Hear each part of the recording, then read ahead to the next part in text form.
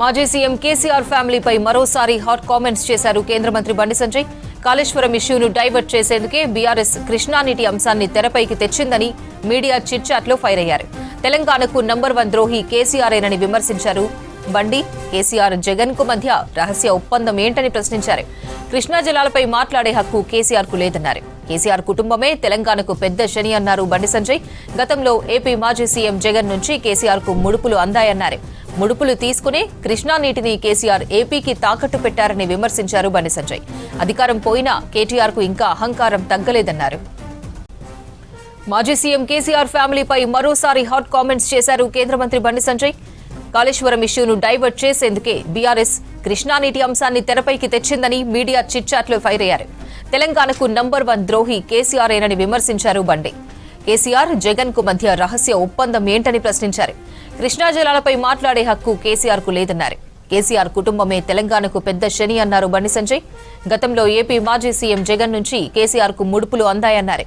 ముడుపులు తీసుకునే కృష్ణా నీటిని కేసీఆర్ ఏపీకి తాకట్టు పెట్టారని విమర్శించారు బండి సంజయ్. అధికారం పోయినా కేటీఆర్ కు ఇంకా అహంకారం తగ్గలేదన్నారు. మాజీ సీఎం కేసీఆర్ ఫ్యామిలీపై మరోసారి హాట్ కామెంట్స్ చేశారు కేంద్ర మంత్రి బండి సంజయ్. కాళేశ్వరం ఇష్యూను డైవర్ట్ చేసేందుకు బీఆర్ఎస్ కృష్ణానీటి అంశాన్ని తెరపైకి తెచ్చిందని మీడియా చిట్ చాట్ లో ఫైర్ అయ్యారు. తెలంగాణకు నంబర్ 1 ద్రోహి కేసీఆర్ఏనని విమర్శించారు బండి. కేసీఆర్ జగన్ కు మధ్య రహస్య ఒప్పందం ఏంటని ప్రశ్నించారు. కృష్ణా జలాలపై మాట్లాడే హక్కు కేసీఆర్ కు లేదన్నారు. కేసీఆర్ కుటుంబమే తెలంగాణకు పెద్ద శని అన్నారు బండి సంజయ్.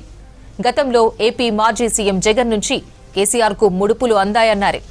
ముడుపులు తీసుకునే కృష్ణా నీటిని కేసీఆర్ ఏపీకి తాకట్టు పెట్టారని విమర్శించారు బండి సంజయ్. అధికారం పోయినా కేటీఆర్ కు ఇంకా అహంకారం తగ్గలేదన్నారు. మాజీ సీఎం కేసీఆర్ ఫ్యామిలీపై మరోసారి హాట్ కామెంట్స్ చేశారు కేంద్ర మంత్రి బండి సంజయ్. కాళేశ్వరం ఇష్యూను డైవర్ట్ చేసేందుకు బీఆర్ఎస్ కృష్ణానీటి అంశాన్ని తెరపైకి తెచ్చిందని మీడియా చిట్ చాట్ లో ఫైర్ అయ్యారు. తెలంగాణకు నంబర్ 1 ద్రోహి కేసీఆర్ఏనని విమర్శించారు బండి. కేసీఆర్ జగన్ కు మధ్య రహస్య ఒప్పందం ఏంటని ప్రశ్నించారు. కృష్ణా జలాలపై మాట్లాడే హక్కు కేసీఆర్ కు లేదన్నారు. కేసీఆర్ కుటుంబమే తెలంగాణకు పెద్ద శని అన్నారు బండి సంజయ్. గతంలో ఏపీ మాజీ సీఎం జగన్ నుంచి కేసీఆర్ కు ముడుపులు అందాయన్నారు. ముడుపులు తీసుకునే కృష్ణా నీటిని కేసీఆర్ ఏపీకి తాకట్టు పెట్టారని విమర్శించారు బండి సంజయ్. అధికారం పోయినా కేటీఆర్ కు ఇంకా అహంకారం తగ్గలేదన్నారు. కేంద్ర మంత్రి బండి సంజయ్ కామెంట్స్ పై మరిన్ని డీటెయిల్స్ విజయ్ లైవ్ లో అందిస్తారు. విజయ్, బండి సంజయ్ కామెంట్స్ కి సంబంధించి డీటెయిల్స్ ఏంటి? బీజేపీ రాష్ట్ర కార్యాలయంలో కేంద్ర మంత్రి బండి సంజయ్ ఇందాకనే మీడియాతోని చిట్ చాట్ చేశారు. దాంట్లో ఆయనే పలు సంచలనమైనటువంటి వాస్తవాలు కూడా బయటపెట్టడం జరిగింది. తాను రాష్ట్ర అధ్యక్షుడిగా ఉన్నప్పుడు అపెక్స్ కౌన్సిల్ నేను పట్టుబట్టి కేంద్రంతో కొట్లాడి అపెక్స్ కౌన్సిల్ నిర్వహించాను. ప్రాజెక్టులకు సంబంధించి కూడా అపెక్స్ కౌన్సిల్లో జగన్, కేసీఆర్ ఒకసారి పాల్గొన్నారు. పాల్గొన్న తర్వాత పాలమూరు రంగారెడ్డి ప్రాజెక్టుకు సంబంధించి టీఎంసీల వినియోగంలో 2014లోనే చంద్రబాబుతోని కేసీఆర్ ఒప్పందం చేసుకున్నారు. ఇది నేనన్న మాట కాదు, జగన్ నేరుగా కేసీఆర్ తోని అపెక్స్ కౌన్సిల్ సమావేశంలో అన్నమాట.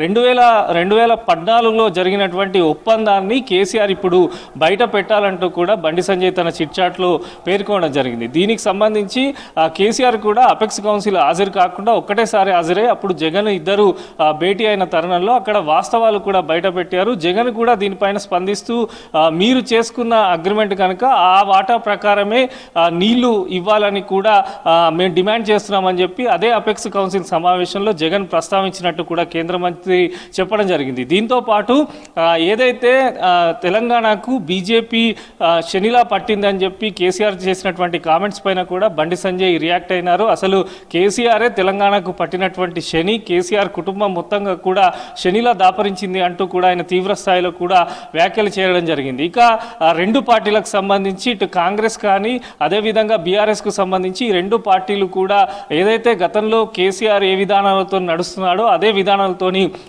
ప్రస్తుతం ఉన్నటువంటి సీఎం రేవంత్ రెడ్డి కూడా నడుచుకుంటున్నారంటూ కూడా ఆయన వ్యాఖ్యానం చేశారు. ప్రధానంగా ప్రాజెక్టులకు సంబంధించి అదేవిధంగా కాళేశ్వరం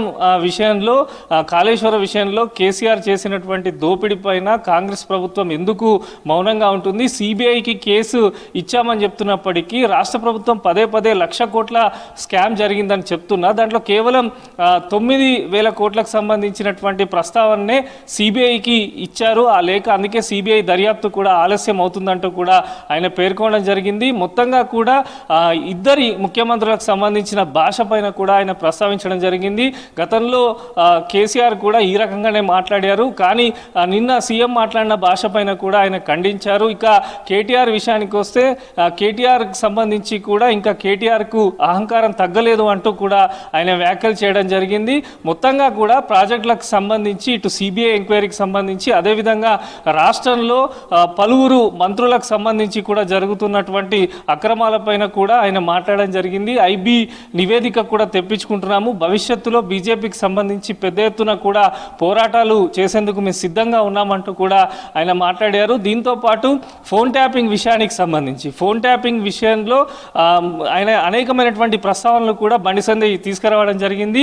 సిట్టు విచారణకు సంబంధించి ఎందుకు సాగదీస్తున్నారు, ఒక డైలీ సీరియల్ లాగా కూడా సిట్టు విచారణ కొనసాగుతుంది, ఇన్ని నెలలైనా కూడా సిట్టు ఏం చేస్తుందంటూ కూడా ఆయన ప్రశ్నించారు. అయితే అధికారులు మంచివారే కానీ కొందరు కావాలని చెప్పి కాంగ్రెస్లో ఉన్నటువంటి మంత్రులు కూడా సిట్టు విచారణను అడ్డుకుంటున్నారని కూడా ఆయన ఆరోపించడం జరిగింది. మొత్తంగా కూడా ఇటు ఏదైతే బీజేపీ పైన మొన్న బీఆర్ఎస్ అధినేత కేసీఆర్ చేసినటువంటి కామెంట్స్ పైన బండి సంజయ్ తీవ్రస్థాయిలో ఆగ్రహం వ్యక్తం చేశారు. అసలు కేసీఆర్ వల్లనే పూర్తిగా రాష్ట్రం నష్టపోయింది. ఇటు జగన్ కానీ చంద్రబాబుతోని గతంలో 2014లో కూడా లోపాయికారం ఒప్పందం చేసుకున్నారా, ఇది నేను చెప్పిన మాట కాదు, జగన్ అపెక్స్ కౌన్సిల్లో చెప్పిన మాట. ఈ లోపాయికారి ఒప్పందం ఏంటో బయట పెట్టాలంటూ కూడా బండి సంజయ్ చిట్చాట్లో పేర్కొనడం జరిగింది. అటు 2014లో ఉమ్మడి రాష్ట్రానికి సంబంధించి రాష్ట్రం విడిపోక ముందున్నటువంటి బడ్జెట్ పైన కూడా ఆయన ప్రస్తావన చేశారు. మొత్తాన్ని రాష్ట్రానికి సంబంధించి కూడా అప్పుల ఉబ్బిలో కేసీఆర్ కుటుంబం పడేసిందంటూ కూడా ఆయన వ్యాఖ్యానించడం జరిగింది. ఇప్పటికైనా ప్రస్తుత ప్రభుత్వం ఈ కాళేశ్వర దోపిడీకి సంబంధించి కానీ ఫోన్ ట్యాపింగ్ విషయాల్లో కానీ అదేవిధంగా పాలమూరు రంగారెడ్డికి సంబంధించిన డిపిఆర్ విషయంలో కేంద్ర ప్రభుత్వం కొన్ని విషయాలు అడిగింది కానీ దానికి సంబంధించి ఎక్కడ కూడా పూర్తి స్థాయి డిపిఆర్ పంపివ్వకపోవడంతోనే కేంద్రం నుంచి వెనుకకు వచ్చిందని కూడా చెప్పడం జరిగింది. మెయిన్గా పాలమూరు రంగారెడ్డి ప్రాజెక్టుకి సంబంధించి 299 టీఎంసీలకి కేసీఆర్ చంద్రబాబు అగ్రిమెంట్ చేసుకున్నారని అపెక్స్ కౌన్సిల్లో ఇదే విషయాన్ని జగన్ ప్రస్తావించారని చెప్పి బండి సంజయ్ తేల్చి చెప్పడం జరిగింది. మొత్తంగా కూడా తెలంగాణ ప్రజలకు సంబంధించి తీవ్రమైనటువంటి అన్యాయం కేసీఆర్ చేశారంటూ కూడా బండి సంజయ్ మాట్లాడారు. కేసీఆర్ కుటుంబానికి సంబంధించి కూడా అనేక ఆరోపణలు కూడా బండి సంజయ్ చేయడం జరిగింది. మొత్తంగా కూడా ఇటు కేటీఆర్ కానీ కేసీఆర్ కుటుంబ సభ్యులు కూడా రాష్ట్రాన్ని దోచుకున్నారంటూ కూడా ఆయన ప్రధానంగా చిట్చాట్లో చెప్పడం జరిగింది. ఇప్పటికైనా ప్రస్తుతం ఉన్నటువంటి ప్రభుత్వం ఈ కాళేశ్వరానికి సంబంధించి 1,00,000 కోట్ల స్కామ్ అవినీతి జరిగిందన్న విషయాన్ని సిబిఐకి ఇవ్వాలని కూడా ఆయన చెప్పారు. కేవలం 9,000 కోట్ల స్కామ్ జరిగిందంటూ కూడా సిబిఐకి లేఖ రాశారని, ఇది సరికాదని, అదేవిధంగా మేడిగడ్డ అన్నారం సుందిల్లకు సంబంధించిన ప్రాజెక్టు విషయంలో కూడా రాష్ట్ర ప్రభుత్వము సిబిఐ దర్యాప్తు కోరాలన్నారు. దీంతో పాటు చిన్న చిన్న చెక్ డ్యామ్లు మొత్తంగా కూడా రాష్ట్ర వ్యాప్తంగా కూలిపోవడం అనేటువంటి అంశాలపైన కూడా నివేదిక కోరే విధంగా సిబిఐకి దర్యాప్తుకు ఇవ్వాలంటూ కూడా బండి సంజయ్ కామెంట్ చేశారు. మొత్తంగా ఈరోజు చిట్చాట్లోనైతే అపెక్స్ కౌన్సిల్లో జరిగినటువంటి పూర్తి స్థాయి సమాచారాన్ని అయితే బండి సంజయ్ చెప్పడం జరిగింది. అపర్ణ.